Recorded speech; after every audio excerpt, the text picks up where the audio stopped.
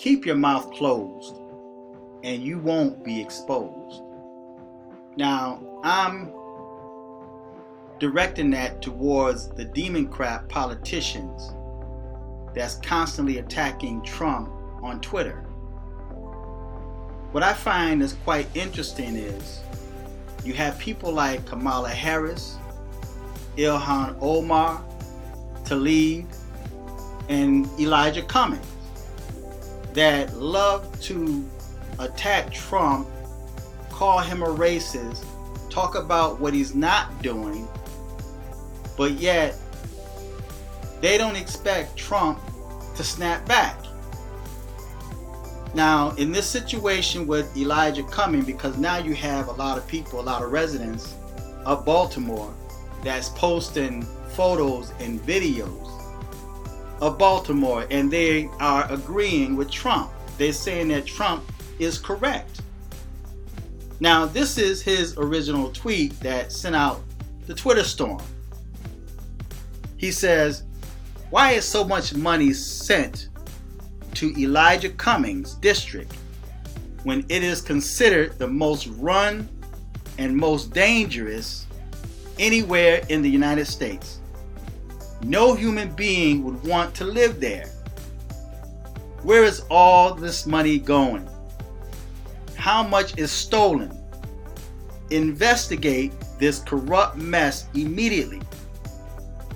And then, of course, you had local politicians in Baltimore that snapped to Elijah Cummings' defense. Now, many black Americans blame Trump for situations that have nothing to do with Trump, but have everything to do with your local politicians. Like I mentioned in the video in the past, there's money that come into the city here. There's money that come in for the black community. But the black community don't see that money that come into the city for them to beautify, to build up their communities. They don't see it because the monies are redirected towards other projects that's outside of the black community. Now, they may go into local parks and may paint the swings and the sliding boards and may plant some grass and a couple of trees and whatnot. And they say, this is what we did to beautify the black community. But the bulk of that money is not going towards the black community to build it up or to make it safer.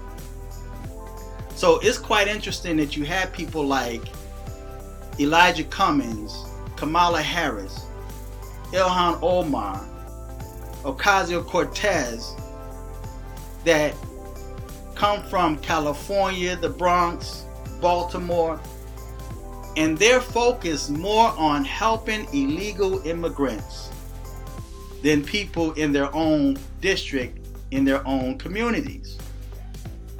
And the saddest thing about that is black Americans will fight and support them, supporting illegal immigrants when they're living in trash neighborhoods. Now, this photo you see on the screen is a photo out of Baltimore. And I posted a video earlier of a Republican, a black Republican woman that posted a video of Baltimore and how in Elijah Cummings' district, this is how the people that voted for him is living. So it's not Trump's fault that you're not working or that things are bad for you and you're not living up to par. You feel you're not living up to par. You're living in poverty because of your local politicians.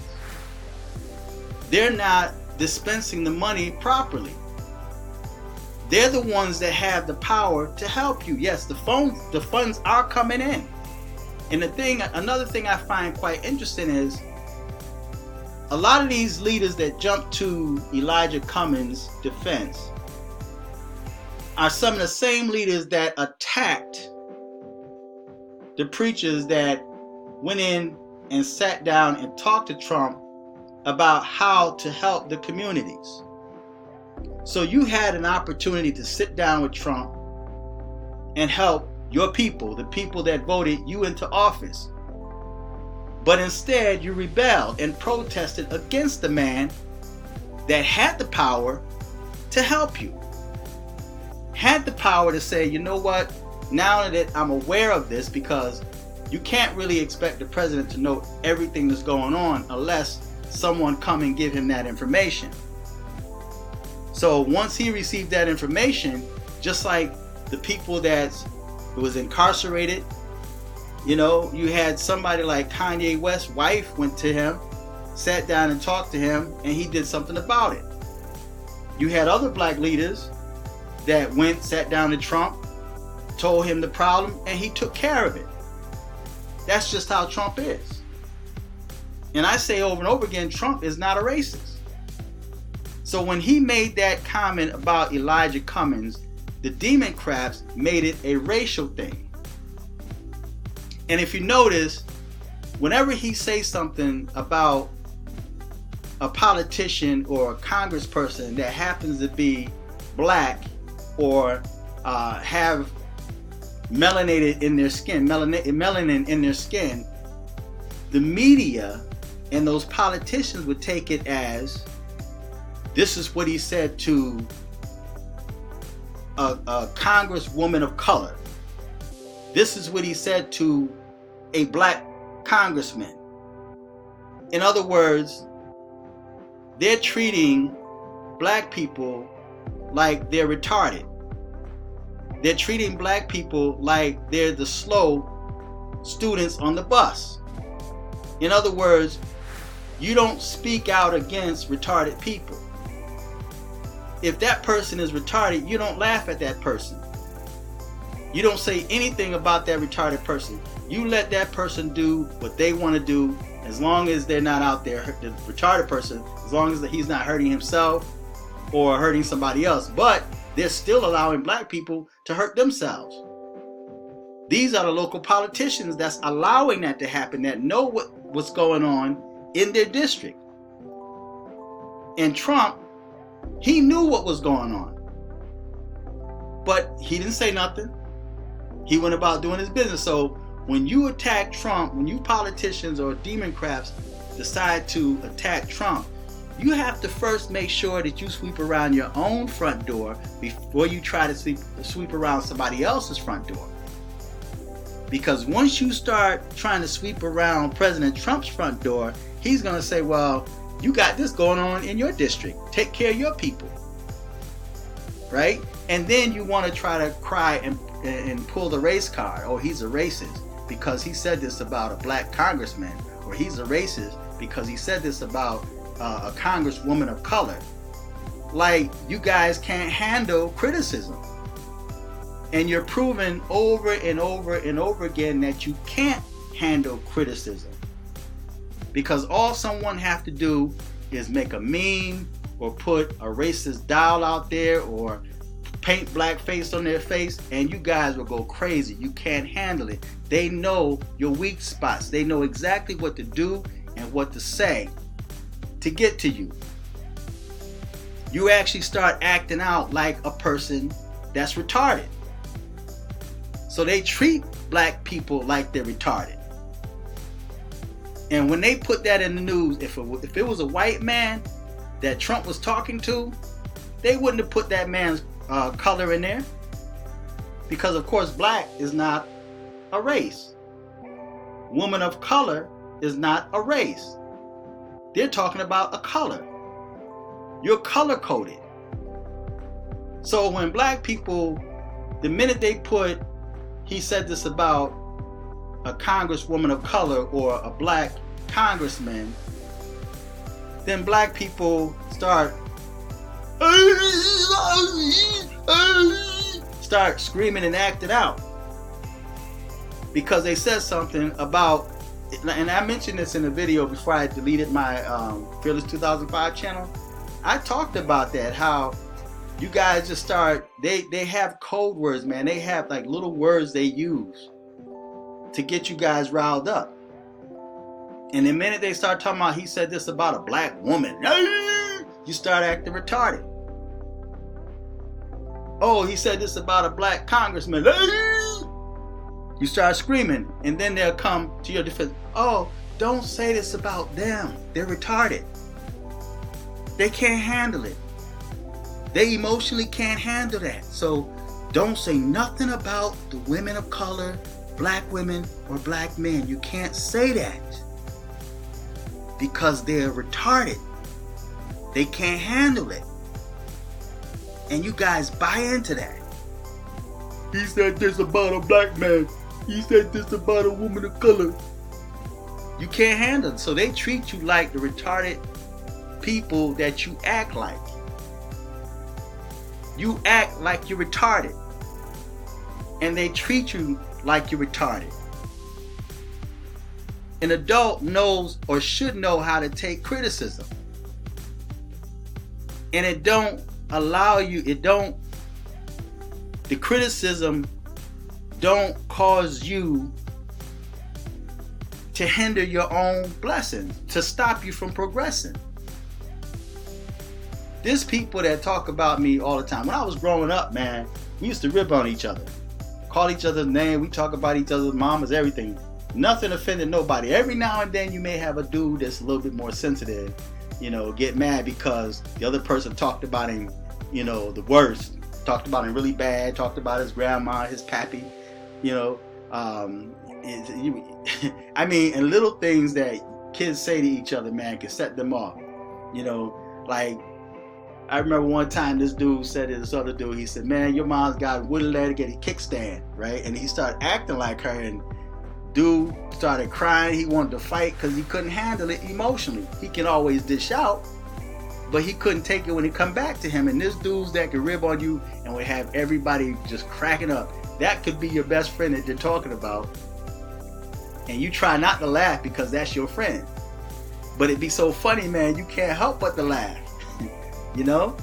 So we grew up, man, talking about each other, ribbing on each other. But now, man, this generation, every little thing you say, every little thing, if you look at them wrong, man, they're offended. So because they know your weakness, they know exactly what to say and what to do to get you riled up.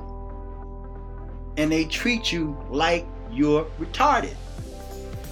Oh, you can't say this about them. Talk about anybody else, but don't talk about the women of color because they can't handle it. They're black. They're retarded. They're absent of light. And only some of you will catch that. But they're absent of light. They have no knowledge. They're ignorant. They're black. So we can't say nothing about them. Just let them go about their way and let them think they have power and control when in reality they really don't. They're still in their condition. And then you'll have the politicians come to the churches, they'll walk through the community, and they will see the mess. These are your local politicians, the ones that you're protecting, the demon craps that you're protecting. They will walk through and they know exactly, now they live on the other side of town, in the nice neighborhoods. And they'll stand up and make all kind of empty promises to you if you vote for me. And Bernie Sanders, and I'm going to close this out. Bernie Sanders, back in 2015, and I'm going to post that article on the bottom. You guys can check it out. In 2015, Bernie Sanders referred to Baltimore as a third world country. He said that's how Baltimore looks. Nobody got offended.